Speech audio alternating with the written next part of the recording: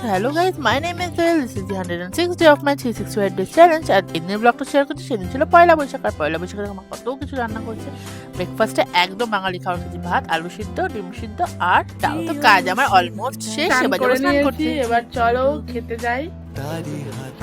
দই ইলিশ, চিংড়ি মাছের মালাইকারি, সবার পাতে পাতে দেওয়া হয়ে গেছে। ডাল, চাটনি আর তো খাবার দাবার খেয়ে চলে গিয়েছিলাম মাঠে। এত সুন্দর হাওয়া দিচ্ছে, দেখো কত আম হয়েছে। তারপর আমার বোনও আসছিল, বোনকে বললাম আমাকে সাইকেল করে একটু বাড়ি নিয়ে চলো না। তাই দেখো আমরা মজা করতে করতে সাইকেল নিয়ে বাড়ি যাচ্ছি। তো বাড়িতে গিয়ে দেখি মা পুজো করতে বসে গেছে, আর গোপালকে এত সুন্দর লাগছে না কি বলবো। আর এটা ছিল আমার পয়লা বৈশাখের আউটফিট। তারপর একটু ফুচকা খেতে গেলাম। পয়লা বৈশাখ আর বাইরে যাবো না ঘুরতে, তা কি হয়, পাপড়ি চাট খেলাম। খেয়ে দিয়ে একটু শপিং করতে গেলাম, একটু কিছু জিনিস কেনার ছিল। শপিং টপিং করে এসে